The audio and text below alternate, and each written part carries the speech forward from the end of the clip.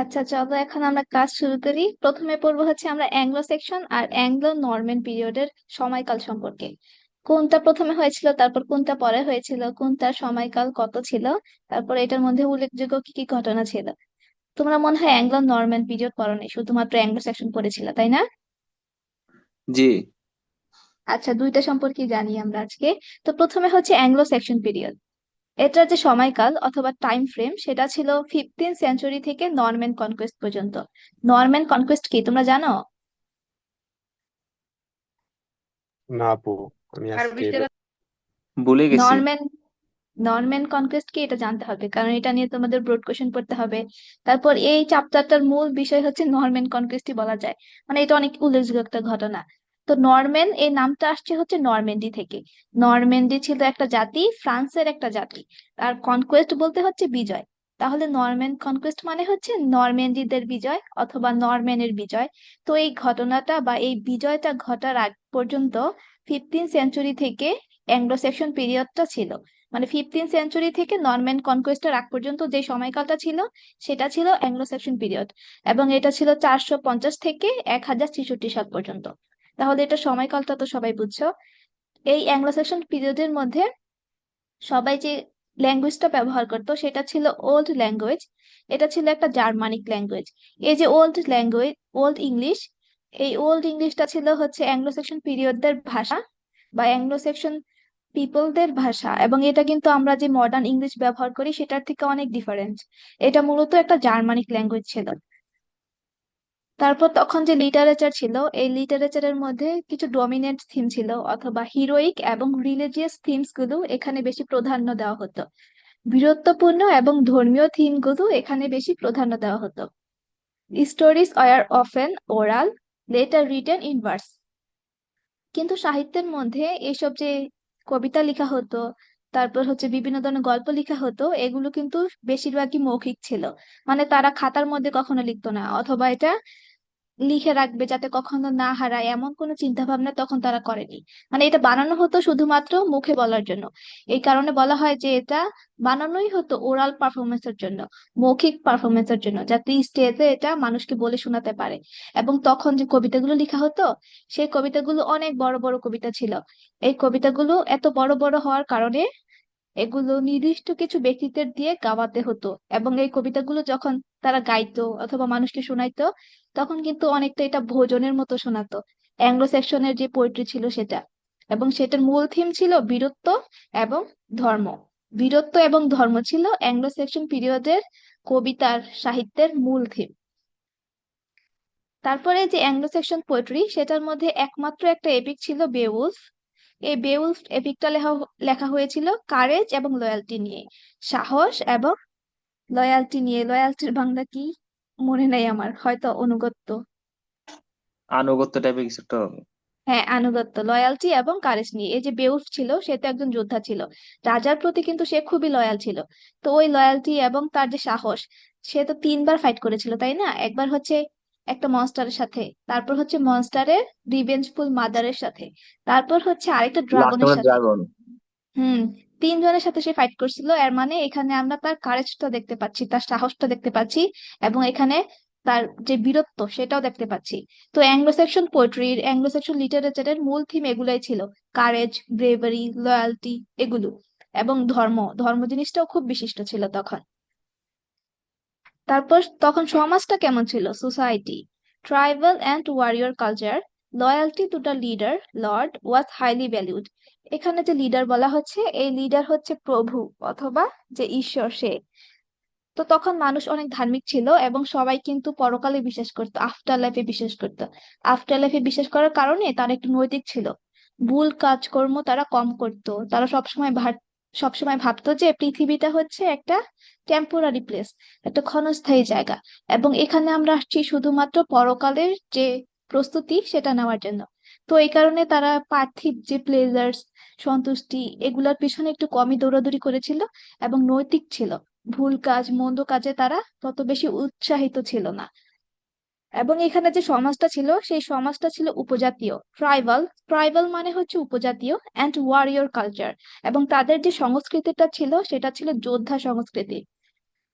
এবং একজন মানুষ যখন তার ঈশ্বরকে খুব বেশি পছন্দ করত, তার প্রতি লয়াল ছিল, এই জিনিসটা তখন অনেক মূল্যায়ন করা হতো।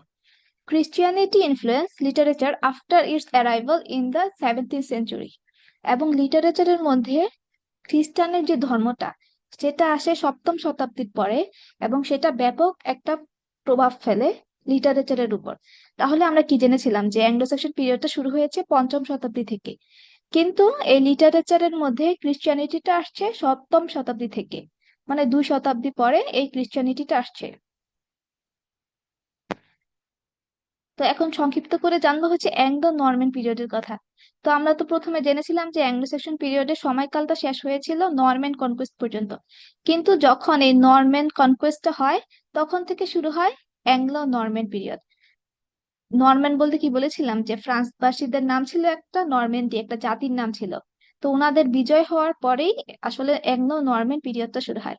আচ্ছা, এই বিজয়ের কাহিনীটা তোমাদের সুন্দর করে বলতে হবে, এটা একটু পরে বলবো। তো প্রথমে এটার টাইম ফ্রেমটা বলি অথবা সময়কালটা বলি। সেটা হচ্ছে নরম্যান কনকোয়েস্টের সাথে শুরু হয়, বা নরম্যান্ডিদের বিজয়ের সাথে 1066 সালে শুরু হয়। এবং তখন ভাষাটা ছিল ফ্রেঞ্চ। ফ্রেঞ্চটা তখন প্রধান ভাষা ছিল রুলিং ক্লাসের, মানে হচ্ছে শাসক শ্রেণীর ভাষাটা ছিল এখানে প্রধান ভাষা। While Latin was used in church and education, এবং লেটিন ভাষাটা তখন গির্জার মধ্যে এবং শিক্ষা ক্ষেত্রে ব্যবহার করা হতো। Old English developed with French influences, এবং ওল্ড ইংলিশ পিরিয়ডের যে ভাষাটা ছিল সেটার নাম কি ছিল? Old English language. সেই ল্যাঙ্গুয়েজের সাথে এই যে ফ্রেঞ্চের একটা ভাষা, এই দুটো একসাথে সংমিশ্রিত হয়ে তখন কিন্তু নতুন একটা ভাষার সৃষ্টি হয়। নতুন একটা ভাষা সৃষ্টি হয়, সেই ভাষাটা হচ্ছে মিডল এজেস এর ভাষা। আচ্ছা, আমরা প্রথমে তোমাদের প্রথম চ্যাপ্টারে দেখেছো না যে অ্যাংলো সেকশন পিরিয়ড, তারপর হচ্ছে অ্যাংলো নরম্যান পিরিয়ড, এটার পরে আসবে কি age of Chaucer. Age of চসারটাই হচ্ছে মিডল এজ। এবং তখন এই ওল্ড ইংলিশ এবং ফ্রেঞ্চ, এই দুইটা ভাষার সংমিশ্রণে একটা ভাষা হয়েছিল, এবং সেই ভাষাটাই ছিল মিডল এজের পিপলদের ভাষা। তো এখানে লিটারেচারের যে থিমটা ছিল সেটা ছিল chivalry, courtly love, religion. Stories were written in verse and prose. এখন এখানে যে গল্পগুলো ছিল সেটা লেখা হতো গদ্যে এবং পদ্যে, কিন্তু এটার যে থিমগুলো সেটা ছিল হচ্ছে বীরত্ব, তারপর হচ্ছে কোর্টলি লাভ। এই কোর্টলি লাভ মানে হচ্ছে তখন কোর্টের বা কোর্টকে কেন্দ্র করে চারপাশে যে প্রেমগুলো হতো, লাভ স্টোরি গুলো তারা লিখতো, সেটাকে এখানে বলা হচ্ছে কোর্টলি লাভ। তারপর হচ্ছে ধর্ম নিয়েও তারা লিখতো, রিলিজিয়ন। এগুলো ছিল তাদের প্রধান থিম, লিটারেচারের প্রধান থিম। এবং তাদের যে সমাজ, সেই সমাজটা হচ্ছে ফিউডাল সিস্টেম ছিল। ফিউডাল বলতে হচ্ছে এখানে সমাজতান্ত্রিক, সমাজতন্ত্রের একটা ব্যবস্থা ছিল। এই যে সমাজতন্ত্রের ব্যবস্থা, এই ব্যবস্থাটা কি জানো? এটা মানে হচ্ছে যে রাজা থাকবে, একটা দেশের সমগ্র ভূমি সেই রাজারই হবে। মানে একটা দেশের যত সম্পদ সবকিছুর মালিক হচ্ছে রাজা। এখন রাজার কাছে যারা লয়াল থাকবে তারা শুধুমাত্র ওই সম্পদটা পাবে। রাজা তাদের নিজের কাছের ব্যক্তিদের কাছে, কাছের ব্যক্তিদের ওই সম্পদটা বন্টন করে দিবে, ভূমি বন্টন করে দিবে। এর কারণ হলো যে রাজার কাছে অবশ্যই লয়াল থাকতে হবে, প্রতিটা জনগণের রাজার কাছে লয়াল থাকতে হবে যদি সে সম্পদ অর্জন করতে চায়। তো এটা ছিল তখন ফেউডাল সিস্টেম, আর সমাজতান্ত্রিক অবস্থা ছিল এমন। দেখো এখানে একটা এক্সাম্পল দেওয়া হচ্ছে, আমরা অ্যাংলো সেকশন পিরিয়ডের মধ্যে যেমন একটা এক্সাম্পল দিয়েছিলাম বেওয়ুলফ, সেটা কিন্তু একমাত্র এপিক ছিল। এপিক মানে তোমরা কি বুঝো বলো দেখি? মহাকাব্য। হ্যাঁ, মহাকাব্য। শুধুমাত্র একটা মহাকাব্য লেখা হয়েছিল, সেটা ছিল বেওয়ুলফ। কিন্তু এই অ্যাংলো নরম্যান পিরিয়ডের মধ্যে লিটারেচারের একটা উদাহরণ দেওয়া হয়েছে, যেমন the history of the kings of Britain by Geoffrey of Monmouth, focusing on legends like King Arthur. মানে এখানে উল্লেখযোগ্য যে ঐতিহাসিক ঘটনাগুলো ছিল সেগুলো লেখা হতো, রাজাদের ঘটনা লেখা হতো, বীরত্বের যে থিমগুলো ছিল সেটা লেখা হতো। তো এখন জানবো হচ্ছে আমরা নরম্যান কনকোয়েস্টটা কি। এই যে বারবার বলা হচ্ছে নরম্যান কনকোয়েস্টের আগ পর্যন্ত যে সময়টা ছিল সেটা হচ্ছে অ্যাংলো সেকশন পিরিয়ডের সময়। তারপর হচ্ছে নরম্যান কনকোয়েস্টের পর থেকে যে সময়টা শুরু হয়েছে সেটা হচ্ছে অ্যাংলো নরম্যান পিরিয়ডের সময়। তো এখন নরম্যান কনকোয়েস্ট জিনিসটা আসলে কি এটা তো জানতে হবে। তো নরম্যান কনকোয়েস্ট বলতে হচ্ছে নরম্যান্ডিদের বিজয়, যেটা হয়েছিল 1066 সালে, যখন উইলিয়াম ডিউক অফ নরম্যান্ডি, এই যে উইলিয়াম, একজনের নাম মনে রাখতে হবে, উইলিয়াম ছিল ডিউক অফ নরম্যান্ডি। ডিউক মানে হচ্ছে লিডার, লিডার অথবা নেতা, অনেক কিছু বোঝায় আসলে ডিউক দিয়ে, কিন্তু এখন আমি শুধুমাত্র লিডার বলবো, কারণ তিনি নরম্যান্ডিতে লিডার ছিল। Later called William the Conqueror. Conqueror তাকে কেন বলা হয়েছিল? কনকিউরর মানে হচ্ছে জয়ী অথবা বিজয়ী। যেহেতু সে এই নরম্যান কনকুয়েস্টটা জয় করেছিল, তাই তাকে বলা হতো পরে উইলিয়াম দ্য কনকিউরর, কিন্তু তার আসল নাম ছিল হচ্ছে William. Invaded England and defeated King Harold two at the battle of Hastings. সে ইংল্যান্ডের উপর হামলা করেছিল, আক্রমণ করেছিল, এবং ইংল্যান্ডের তৎকালীন রাজা কিং হারল্ডকে তিনি ব্যাটল অফ হেস্টিংস এর মধ্যে হারিয়েছিল। এর কারণে তিনি এই যে নরম্যান কনকোয়েস্টটাকে বিজয় লাভ করে, অথবা তাকে বলা হয় উইলিয়াম দ্য কনকিউরর। তাহলে আমরা জানতে পারতেছি এখানে নরম্যান কনকোয়েস্ট বলতে হচ্ছে একটা যুদ্ধের মধ্যে বিজয় লাভ করার যে ফল সেটা। তো সেই যুদ্ধটার নাম ছিল হচ্ছে battle of Hastings. Battle of Hastings, এই যুদ্ধের মধ্যে আসলে নরম্যান্ডিরা ইংল্যান্ডের উপর হামলা করে এবং ইংল্যান্ডকে তারা জয় করে নেয়। তো যেহেতু নরম্যান্ডিরা ছিল ফ্রেঞ্চবাসী, তাই যখন ইংল্যান্ডের উপর হামলা করে ইংল্যান্ডকে তারা জয় করে নেয়, তখন ফ্রান্সের কিন্তু সবাই ইংল্যান্ডের মধ্যে চলে আসে। তারা এখানে রাজত্ব করতে চলে আসে, শোষণ করতে চলে আসে, এবং এই কারণে ফ্রান্সের যে কালচার ছিল, ল্যাঙ্গুয়েজ ছিল, এই সবকিছু ইংল্যান্ডের ল্যাঙ্গুয়েজের সাথে, কালচারের সাথে সংমিশ্রিত হয়ে যায়, এবং এগুলো মিশ্রিত হয়ে নতুন এক ধরনের কালচার সৃষ্টি হয়। তো এখানে ব্যাটল অফ হেস্টিংস এর কথা যে আমি বলতেছি, এই যে যুদ্ধটা, এই যে সাইবা আক্তার, তুমি কিন্তু স্ক্রিনে দাগাচ্ছ, এটা মুছো। তো আমি কি বলতেছিলাম যে ব্যাটল অফ হেস্টিংস, এই যুদ্ধের মধ্যে নরম্যান্ডিরা ইংল্যান্ডের উপর হামলা করেছিল, এবং তখন তৎকালীন রাজা ছিল king Harold. King Harold two তাকে হারিয়েছিল, পরাজিত করেছিল এবং মেরে ফেলেছিল নরম্যান্ডিরা। তারপর তারা ইংল্যান্ডে এসে রাজত্ব করা শুরু করে। তো এই যুদ্ধটা কেন হয়েছিল? কেন উইলিয়াম ইংল্যান্ডের উপর হামলা করেছিল? হামলা করেছিল কারণ তৎকালীন যে রাজা ছিল ইংল্যান্ডের, সেই রাজার নাম ছিল হচ্ছে কিং এডওয়ার্ড। কিং এডওয়ার্ড, সে যখন মারা যায় তখন ওই সিংহাসনে বা ইংলিশ সিংহাসনে বসার মতো স্পষ্ট কোনো উত্তরাধিকার ছিল না। এই কারণে তখন উইলিয়াম বলে বা উইলিয়াম দাবি করে যে এডওয়ার্ড আমাকে বলেছিল যে যখন সে মারা যাবে তখন সিংহাসনটা আমি পাবো, বা সে আমাকে সিংহাসনটা প্রমিস করে গিয়েছিল, কিন্তু তার কথা কেউ তখন মানে না। এই কারণে তখন এই যে কিং হারল্ড, যাকে পরাজিত করেছে ব্যাটল অফ হেস্টিংসে, সে তখন রাজা হয়ে যায় ইংল্যান্ডের। এবং এটা দেখে ওই উইলিয়াম রাগে ক্ষোভে ইংল্যান্ডের উপর হামলা করে দেয়, অ্যাটাক করে দেয়। তো অ্যাটাক করার পরে সে হচ্ছে এই নরম্যান কনকোয়েস্টটা পায় অথবা বিজয়ী হয়। এই কারণে তাকে বলা হয় উইলিয়াম দ্য কনকিউরর, এবং সে যে এই যুদ্ধে বিজয় লাভ করেছিল, নিজে ইংল্যান্ডের রাজা হতে পেরেছিল, এই জিনিসটাই হচ্ছে নরম্যান কনকোয়েস্ট। এখন তোমরা বুঝছো নরম্যান কনকোয়েস্টটা কি?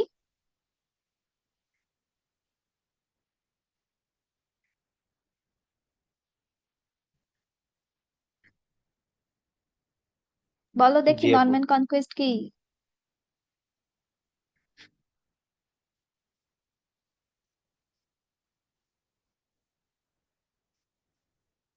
বলো, উত্তর দাও।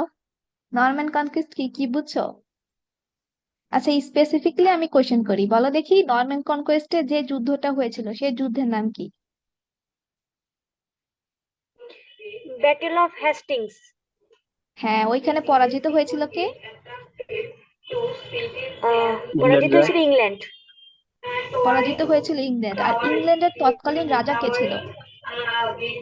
তৎকালীন রাজা ছিল নরম্যান্ডি। না, নরম্যান্ডি ছিল হচ্ছে ফ্রেঞ্চ না, ভাষীরা। উইলিয়াম। না, উইলিয়াম তো বিজয় লাভ করছে। King Harold, King Harold two. ও আচ্ছা, কিং হারল্ড টু। হ্যাঁ, কিং হারল্ড টু তখন পরাজিত পরাজিত হয়েছিল এবং তাকে মেরে ফেলা হয়েছিল, এবং তাকে মেরে উইলিয়াম রাজা হয়েছিল ইংল্যান্ডের। এবং এই যুদ্ধটা হয় 14 অক্টোবর 1066 সালে। আচ্ছা বলো দেখি উইলিয়াম কেন ইংল্যান্ডের উপর হামলা করেছিল? দখল করার জন্য। সে কেন দখল করতে চাইছিল? কারণ ইংল্যান্ডের যে রাজা ছিল এডওয়ার্ড, তার মৃত্যুর পর কোনো যোগ্য উত্তরসূরি ছিল না। হুম। তারপর তারপরে এই উইলিয়াম বলছিল যে এডওয়ার্ড মারা যাওয়ার আগে আমাকে বলছে যে সে আমাকে সিংহাসনটা দিয়ে যাবে, কিন্তু তার কথা কেউ মানে না। তারপর কিং হারল্ডকে সবাই রাজা বানিয়ে দেয় ইংল্যান্ডের। তো যেহেতু এই কিং হারল্ড রাজা হয়েছে, যেখানে রাজা হওয়ার কথা ছিল উইলিয়ামের, তাই উইলিয়াম ক্ষোভে বিক্ষোভে সেখানে হামলা করে এবং নিজে জয়লাভ করে ইংল্যান্ডের রাজা হয়। তো উইলিয়াম যেহেতু একজন ফ্রেঞ্চ ছিল, তো এই কারণে ওনার সাথে কিন্তু শাসক শ্রেণী যখন নতুন করে ইংল্যান্ডের একটা সিংহাসন হয়েছে, এই ইংল্যান্ডের একটা রাজত্ব হয়েছে, তখন কিন্তু শাসক শ্রেণীর যত মানুষ ছিল, মানে উচ্চ পদস্থ যত মানুষ ছিল, তারা সবাই কিন্তু ফ্রান্স থেকে আসছিল। তো যেহেতু তারা ফ্রান্স থেকে আসছে, তাই তখন রুলিং ক্লাসের যে ভাষা সেটা ছিল ফ্রেঞ্চ, কিন্তু লার্নিং এর ক্ষেত্রে, লিটারেচারের ক্ষেত্রে তারা ল্যাটিনও ব্যবহার করতো এবং ফ্রেঞ্চও ব্যবহার করতো। কিন্তু আমরা জানি যে এই ঘটনা ঘটার আগে, এই যুদ্ধটা ঘটার আগে অ্যাংলো সেকশন পিরিয়ডের মানুষরা ছিল, তাই না?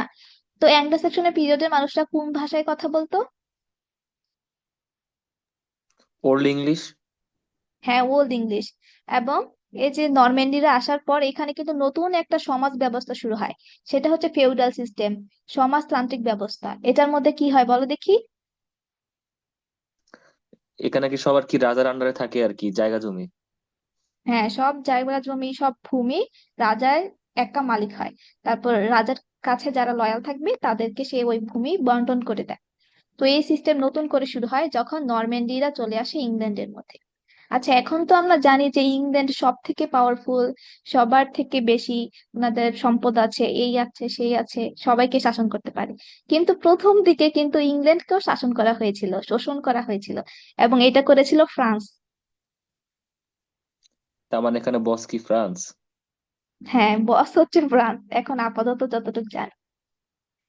তো এখন আমরা আরো ডিটেলস জানবো যে Anglo Saxon life, Anglo Saxon পিপলদের জীবনটা কেমন ছিল। তো এটা জানার জন্য প্রথমে আমাদের জানতে হবে যে অ্যাংলো স্যাক্সন কারা। কারা হচ্ছে প্রথম ইংল্যান্ডের মধ্যে বাস করা শুরু করে।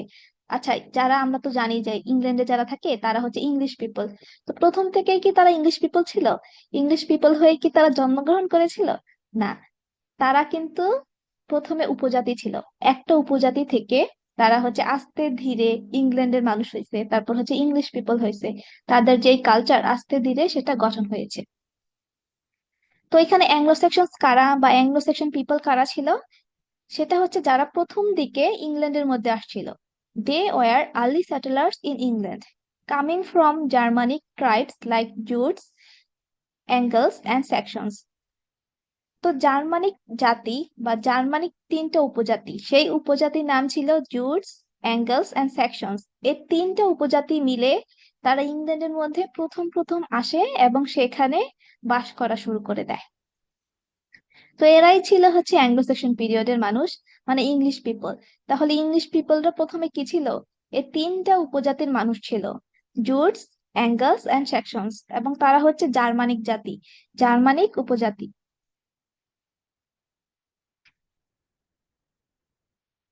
They named their land ইংলাল্যান্ড, which eventually became England. তো প্রথমে এইসব লোকেরা ইংল্যান্ডের নাম দিয়েছিল ইংলাল্যান্ড। দেখছো, ইংলাল্যান্ড থেকে হয়েছে কিন্তু ইংল্যান্ড। প্রথমেই তো ইংল্যান্ড ছিল না, প্রথমে ছিল কি ইংলাল্যান্ড। এই ইংলাল্যান্ড নামটা কারা দিয়েছিল? যারা জার্মানিক উপজাতি ছিল, Jutes, Angles and Saxons. How literature reflects their life, কিভাবে সাহিত্য তাদের জীবনকে প্রতিফলিত করে। Anglo-Saxon poetry gives us insights into their life, into their way of life and values. তো অ্যাংলো সেকশনের যে কবিতাগুলো রয়েছে সেটার মাধ্যমে আমরা দেখতে পারি যে অ্যাংলো সেকশন পিরিয়ডের মানুষরা কেমন জীবন যাপন করেছে, তাদের জীবনের মূল্যবোধটা কেমন ছিল। Their life can be divided into two aspects. তাদের যে জীবন সেটা দুই ভাগে ভাগ করা যেতে পারে, একটা হচ্ছে আউটার লাইফ, আরেকটা হচ্ছে ইনার লাইফ। তো আউটার লাইফ বা বাহ্যিক জীবন বলতে আমরা কি বুঝি? বাহ্যিক জীবনটা হচ্ছে তাদের প্রতিনিয়ত দৈনন্দিন যে অ্যাক্টিভিটিস রয়েছে সেটা, তাদের যে স্ট্রাগলস রয়েছে সেটা, মানে জীবন জীবিকার টিকিয়ে রাখতে, মানুষের সার্ভাইভ করার জন্য কি কি স্ট্রাগল করা লাগে, সেই জিনিসটা বলা হচ্ছে এখানে আউটার লাইফ। এবং ইনার লাইফ বা অভ্যন্তরীণ জীবন মানে হচ্ছে তাদের জীবনে কি কি স্বপ্ন ছিল, কি কি বিশ্বাস ছিল, কেমন আবেগ ছিল, কি কি আকাঙ্ক্ষা ছিল, এটা হচ্ছে তাদের ইনার লাইফ। তো এমন দুইটা সেক্টরে ভাগ করে আমরা তাদের জীবন সম্পর্কে জানবো। এখন কেউ কিন্তু ভাইবো না যে আপু তুমি তো আজাইরা জিনিস পড়াচ্ছ, ওদের জীবন সম্পর্কে জেনে আমরা কি করব। লিটারেচারটা হচ্ছে ফার্স্ট ইয়ারের একটা নাইটমেয়ার, একটা দুঃস্বপ্নের মতো। এই কারণে এটা যত বুঝে পড়বা তত এখানে ভালো করতে পারবা, মুখস্থ করতে তত ইজি হবে। কিন্তু কিছুই যদি না জানো পরে দেখবে একদমই পারতেছো না। আর ফার্স্ট ইয়ারে কিন্তু সবচেয়ে বেশি ফেল করে এই লিটারেচারে। তো এখন তবুও এটা ছাড়া এটা পড়ানোর আরো রিজন আছে। রিজন হচ্ছে এই সবকিছু তোমরা ব্রড কোশ্চেনের মধ্যে পাবা। ব্রড কোশ্চেন আসবে যে অ্যাংলো সেকশন পিপলদের লাইফটা কেমন ছিল, তাদের সামাজিক ব্যবস্থা কেমন ছিল, চিন্তা ভাবনা, তাদের স্বপ্ন কেমন ছিল, আকাঙ্ক্ষা কেমন ছিল, সবকিছুই তোমাদের জানতে হবে। ওইটার মধ্যে কি শুধু আউটার লাইফ আর ইনার লাইফ লিখলে হবে নাকি আরো কিছু লিখতে হবে? আউটার লাইফ ইনার লাইফ তোমার এগুলা কিছু লেখা লাগবে না, এটা জাস্ট আমি বোঝানোর জন্য বলতেছি। এটা ব্রড কোশ্চেন পড়ানোর সময় বুঝবা যে কি লিখতে হবে। তো এখন আউটার লাইফ সম্পর্কে জানবো। আউটার লাইফে আছে হচ্ছে তাদের হার্ডশিপ এবং স্ট্রাগলস। তাদের হার্ডশিপ এবং স্ট্রাগলস।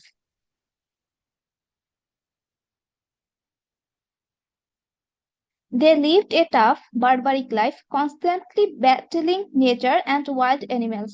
যারা অ্যাংলো সেকশন পিরিয়ডের মানুষ ছিল তারা কিন্তু খুবই কঠোর জীবনযাপন করেছে, একটা কঠিন এবং বর্বর জীবনযাপন করেছে। এবং তারা ক্রমাগত প্রকৃতি এবং বন্য প্রাণীদের সাথে লড়াই করেছে। Constantly battling nature and wild animals. তো বন্য প্রাণীদের সাথে কেন লড়াই করেছে সেটা আমরা সবাই গেস করতে পারি। কারণ তখন তেমন একটা বাড়িঘর ছিল না, বন্য প্রাণীরাই তো চারপাশে ছিল। তো সার্ভাইভ করার জন্য অবশ্যই ওয়াইল্ড এনিমালস এর সাথে ফাইট করতে হয়েছে। কিন্তু নেচারের সাথে কেন ফাইট করছে? নেচারের সাথে ফাইট করার রিজন হচ্ছে তারা সমুদ্রের পাশে থাকতো। সমুদ্রের পাশে যেহেতু থাকতো, ওয়েদার এই ভালো এই খারাপ, ওয়েদারের অবস্থা খুব খারাপ থাকতো এবং অনেক সময় ঝড় তুফান আনএক্সপেক্টেডলি চলে আসতো। তো নেচারের সাথে তাদের ফাইট করতে হতো এবং ওয়াইল্ড এনিমালের সাথে ফাইট করতে হতো। They faced harsh conditions like storms, fogs of the North Sea. তারা উত্তর সাগরের ঝড় এবং কুয়াশার মতো কঠোর পরিস্থিতির মুখোমুখি হয়েছিল।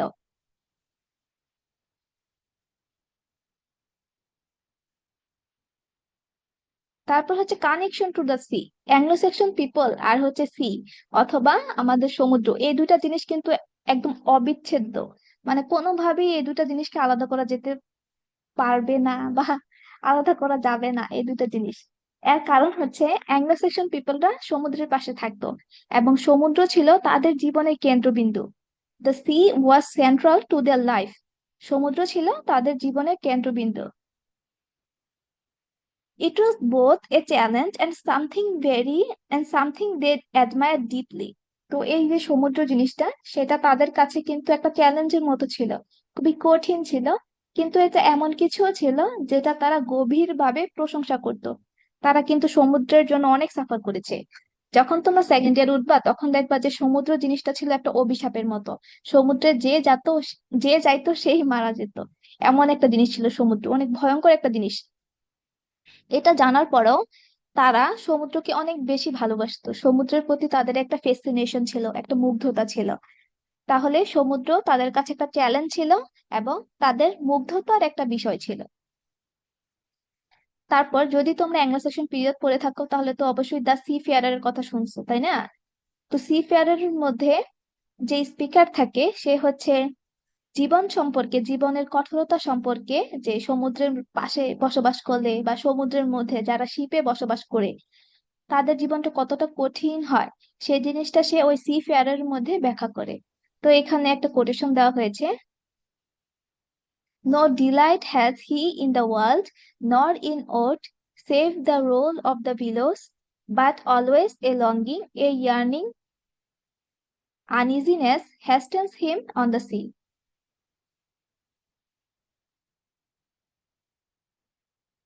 তো এখানে বলা হচ্ছে যে স্পিকার, দ্য সিফিয়ারের স্পিকার, তার পৃথিবীতে কোনো আনন্দ নেই।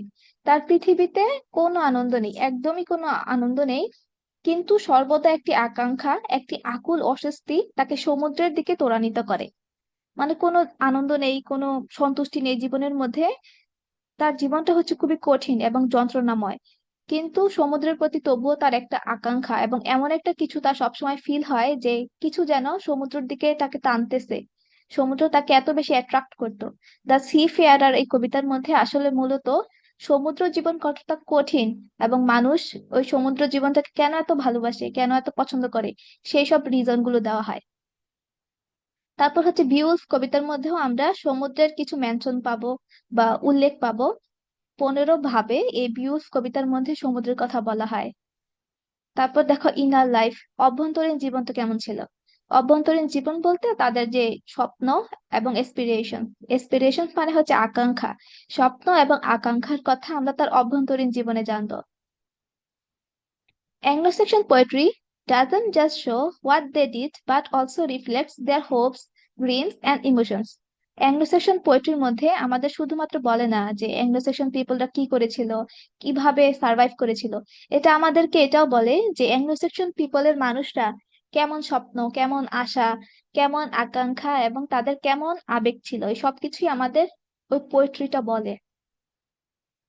দে অ্যাডমায়ার ব্রেভারি, লয়ালটি, হিরোইজম। যারা অ্যাংলো-স্যাক্সন পিপলের মানুষ ছিল তারা সবসময় সাহসিকতাকে অনেক পছন্দ করতো। লয়ালটি, তারপর হচ্ছে বীরত্ব, হিরোইজম, এগুলো তারা অনেক ভালোবাসতো। এই কারণে কিন্তু তখন যেসব পোয়েট্রি লেখা হয়েছে সবকিছু এই হিরোইজম, ব্রেভারি এবং লয়ালটি নিয়ে লেখা হয়েছিল। কারণ তখন জনসাধারণ এগুলোই পছন্দ করতো। এগুলো ছিল তাদের জীবনের কেন্দ্রবিন্দু। এবং তাদের যে কালচারটা ছিল, সংস্কৃতি ছিল, সেটা ছিল যোদ্ধা সংস্কৃতি। যোদ্ধা সংস্কৃতি মানে তোমরা কি বুঝো? আর মানে সবাই, প্রতিটা ব্যক্তি যুদ্ধ করতে পছন্দ করত। এই যে যুদ্ধ, এটা কিন্তু কোনো দেশের মধ্যে যুদ্ধ না। এই যুদ্ধটা হতে পারে কোনো বন্য প্রাণীদের বিরুদ্ধে যুদ্ধ, এই যুদ্ধটা হতে পারে রাজার পক্ষে যুদ্ধ, এই যুদ্ধটা অনেক ভাবেই হতে পারে। এটা হচ্ছে প্রকৃতির বিরুদ্ধেও একটা যুদ্ধ হতে পারে। কিন্তু এই অ্যাংলো-স্যাক্সন পিপলরা কিন্তু যুদ্ধ করতো শুধুমাত্র সার্ভাইভালের জন্য না, বেঁচে থাকার জন্য না। তারা যুদ্ধ করতে হচ্ছে গৌরব পাওয়ার জন্য, সম্মান পাওয়ার জন্য। But for but for glory and অনর। তারা শুধুমাত্র সার্ভাইভ করার জন্য যুদ্ধ করেনি, সম্মানের জন্য এবং গৌরবের জন্য যুদ্ধ করেছে। এই যে গৌরব জিনিসটা, সম্মান জিনিসটা, এটা কিন্তু তাদের কাছে অনেক প্রিয় ছিল। তারা কিন্তু এই গৌরবের জন্য, খ্যাতি অর্জনের জন্য তাদের মৃত্যু পেতেও রাজি ছিল। এই জিনিসটা তাদের এত প্রিয় ছিল এবং তাদের কাছে মনে হতো যে তাদের গ্রেটেস্ট অ্যাচিভমেন্ট বা একদম মহান যে লক্ষ্য সেটা ছিল যে মৃত্যুর পরে মনে থাকা। মানে তারা সবাই চাইতো যে আমি এমন একটা কাজ করে যাব যাতে আমি মারা যাওয়ার পর মানুষ আমাকে মনে রাখে। একজন মানুষকে যদি সে মারা যাওয়ার পরও অন্যান্য মানুষরা মনে রাখে, এটাই কিন্তু তার জীবনের সফলতা। তো তারা এটাতে সবসময় বিশ্বাস করতো এবং তাদের মূল ফোকাসটা এটা ছিল যে আমি খ্যাতি অর্জন করব, আমি গ্লোরি অর্জন করব, তাহলে মানুষ আমাকে হিরো হিসেবে মনে রাখবে। তারপর হচ্ছে রিলিজিয়ন এন্ড বিলিফস। অ্যাংলো-স্যাক্সন পিপলদের ধর্ম এবং বিশ্বাসগুলো কেমন ছিল। They believed in the after life and saw life on earth as a preparation for something greater. তারা হচ্ছে পরকালে বিশ্বাসী ছিল এবং সবসময় ভাবতো যে পৃথিবীতে আমাদের যে জীবনটা, সেটা হচ্ছে পরকালের প্রস্তুতি নেওয়ার একটা সময়। Beowulf shows how their inner life was connected to their faith and reverence for God. বেউলফ যে কবিতাটা, সেটা আমাদেরকে দেখায় কিভাবে তাদের যে অভ্যন্তরীণ জীবন, সেটা তাদের বিশ্বাস এবং ঈশ্বরের প্রতি শ্রদ্ধার সাথে যুক্ত ছিল। রোল অফ উইমেন, এই যে দেখো নারীদের ভূমিকা। অ্যাংলো-স্যাক্সন যারা ছিল তারা সবসময় নারীদেরকে অনেক সম্মান করত এবং তারা ভাবতো যে এই সমাজে নারীদের অনেক ভূমিকা রয়েছে, নারীরা এখানে শান্তি মেনটেন করে। তারপর হচ্ছে পারিবারিক যে সম্মান সেটা নারীরা মেনটেন করতে পারে। তারপর হচ্ছে লাভ ফর গ্লোরি, তারা হচ্ছে গ্লোরিকে, কিছু বলবা? গ্লোরি অর্থ কি? গৌরব। আপু এগুলো কি কোশ্চেন হবে আমাদের? জি, এগুলা কোয়েশ্চেন হবে। তো এগুলো তাহলে মুখস্থ করবো? না, মুখস্থ করার কোনো দরকার নেই, আমি জাস্ট তোমাদের থিমটা বুঝাচ্ছি, আর অ্যাংলো সেকশন পিরিয়ডের যে মানুষের জীবনটা ছিল সেটা তোমাদেরকে বুঝাচ্ছি। আচ্ছা, তোমাদেরকে আমি একটা ব্রড কোশ্চেন দেখাই। ও এত কিছু পড়তে তোমাদের মাথা নষ্ট হয়ে যাচ্ছে, আমি বুঝছি, ভাবতেছো আমি আজাইরা পড়াচ্ছি, তাই না? না, সমস্যা নাই, আপু বুঝান। তো আমি তোমাদেরকে একটা ব্রড আজাইরা কোশ্চেন না, দেখাই। আসলে আমাদের মনে হচ্ছে কোশ্চেন কেমন হবে, কোনটা মুখস্থ করলে বা কোশ্চেন লিখতে পারবো এরকম। না, এখানে আমি তোমাদের যা বুঝাচ্ছি এখানে মুখস্থ করার কিছু নাই, জাস্ট তোমরা বুঝে যাবা যে ওদের জীবনটা কেমন ছিল, ওদের স্বপ্ন কেমন ছিল, ওদের বাহ্যিক জীবন অভ্যন্তরীণ জীবন কেমন ছিল। তো এই জিনিসটা তোমাদের লিখতে হবে এই কোশ্চেনের মধ্যে। দেখো, consider Beowulf as a mirror of ancient Germanic life and manners. What pictures of Anglo Saxon life do you get in Beowulf? বেওলফের মধ্যে তোমরা অ্যাংলো সেকশনের কেমন জীবন দেখতে পাও, বা অ্যাংলো সেকশন পিপলদের জীবনটা কেমন ছিল, সেই জিনিসটা বলতেছে তোমাকে এখানে ব্যাখ্যা করতে। তাহলে অবশ্যই তোমার এখন জার্মানিক লাইফ অথবা অ্যাংলো সেকশন পিরিয়ডের জীবন কেমন ছিল সেটা ব্যাখ্যা করতে হবে। কিন্তু এখানে বেউলফের একটা রেফারেন্সও দিতে হবে যে বেউলফের মধ্যে আসলে এটা কিভাবে শো করেছে। এটা দেখো, এখানে সি এর কথা বলা, নর্থ সি এর কথা বলা। তারা হচ্ছে উত্তর সাগরের তীরে বসবাস করত। এটা একটু আগে পড়েছো না, যে তারা উত্তর সাগরের তীরে বসবাস করত, সেখানে নেচারের সাথে ফাইট করত, ওয়াইল্ড এনিমেলের সাথে ফাইট করত। তারপর দেখো, এখানে বলা হচ্ছে Beowulf career has been immortalised in the epic. বেউলফের যে কেরিয়ারটা ছিল সেটা এই এপিকের মধ্যে অমর করে রাখা হয়েছে। সে মারা গিয়েছে তবুও কিন্তু মানুষ তাকে মনে রেখেছে। তো এই জিনিসটাই তো আমরা একটু আগে পড়লাম, যে অ্যাংলো পিপলদের মূল লক্ষ্য এটাই ছিল যে তারা যখন মারা যাবে তখন যাতে মানুষ তাদেরকে মনে রাখে। এবার বুঝছো কেন পড়াচ্ছি? জি জি জি আপু। আপু, বুঝতে পারছি। তারপরে যে দেখো, আরো তোমাদের উদাহরণ দেই। The kingsman were in general loyal and faithful to the king. দেখো, এই রাজার যারা আত্মীয় ছিল তারা কিন্তু রাজার প্রতি খুবই লয়াল ছিল এবং বিশ্বস্ত ছিল। কেন ছিল বলো দেখি? সম্পদ পাওয়ার জন্য। সম্পদ পাওয়ার জন্য। এই তো গুড। দেখছো কেন পড়াইছি, এখন বলো। যদি সবকিছু না জানো তখন তোমাদের পড়তে, মুখস্থ করতে, লিখতে খুব টাফ হবে। কিন্তু একটা জিনিস যদি জানো, সেটা যদি ভুলে যাও এক্সাম হলে, নিজে থেকে বানিয়ে লিখতে পারবে। এই কারণে ফুল স্টোরি জানা প্রয়োজন। তারপর দেখো, এখানে তাদের হবিস এর কথা বলা হচ্ছে। Swimming, hunting, horse racing, hawking, drinking, feasting was usual sports of the Anglo Saxon. এগুলো ছিল অ্যাংলো সেকশন পিরিয়ডদের প্রধান কিছু হবি, তাদের কিছু শখ। এগুলো আমরা সামনে পড়বো।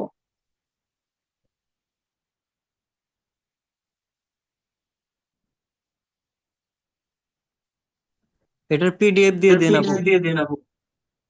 আচ্ছা, তো আমরা বলতেছিলাম হচ্ছে লাভ ফর গ্লোরি কথা, যে সবাই গৌরবটাকে ভালোবাসতো। আচ্ছা, আমাদের যে বেওয়্যার্স ছিল সে কিন্তু অনেক সাহসী ছিল এবং সে নিজেও কিন্তু গৌরবকে অনেক ভালোবাসতো। খ্যাতি অর্জনের জন্য সে বৃদ্ধ হওয়ার পরেও লাস্টে যখন ড্রাগনের সাথে ফাইট করে তখন কিন্তু সে খুবই বৃদ্ধ ছিল। তো এত বেশি বৃদ্ধ হওয়ার পরেও কিন্তু সে শুধুমাত্র খ্যাতি অর্জনের জন্য ওই ড্রাগনের সাথে ফাইট করতে গিয়েছিল। এবং সে চিন্তা করেছিল যে আমি যদি আমার দেশবাসীকে রক্ষা করতে পারি, তাহলে আমি যদি মারাও যাই তখন আমাকে মানুষ মনে রাখবে। তো তখন আসলেও কিন্তু সে মারা যায়, যখন ড্রাগনের সাথে ফাইট করে সে যখন মারা যায়, তখন একটা সান্ত্বনা দিয়ে মারা যায় নিজেকে, যে আমি মারা যাচ্ছি তো কি হয়েছে, আমি তো আমার দেশবাসীকে রক্ষা করতে পেরেছি, মানুষ আমাকে মনে রাখবে, আমি আমার দেশবাসীর জন্য একটা ট্রেজার জিততে পেরেছি। তারপর আরো কিছু ডিটেলস পড়বো, যে অ্যাংলো সেকশন পিরিয়ডের মধ্যে মানুষ কি বেশি ভালোবাসতো। Love for personal freedom. তারা নিজেদের স্বাধীনতাকে খুব গুরুত্ব দিত। They valued their independence. They admired and respected the natural world.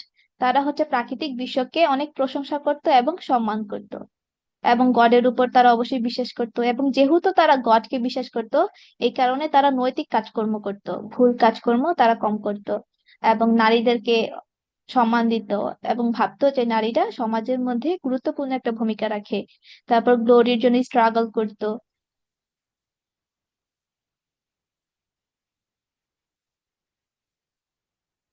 তাহলে যদি সংক্ষিপ্ত করে আমরা শেষে বলি, যে অ্যাংলো সেকশন পিরিয়ডের মানুষরা একটা হার্ড লাইফ লিড করতো, একটা কঠিন জীবন তারা পরিচালনা করেছিল।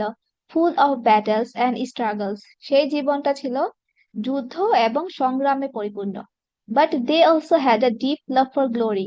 কিন্তু তাদের গৌরবের জন্য একটা গভীর ভালোবাসা ছিল, ফ্রিডম অ্যান্ড ফেথ। স্বাধীনতা এবং বিশ্বাসের প্রতি তাদের একটা গভীর ভালোবাসা ছিল। Their literature, like Beowulf and the Seafarer, shows their physical and emotional lives, making us appreciate their heroic spirit and strong beliefs.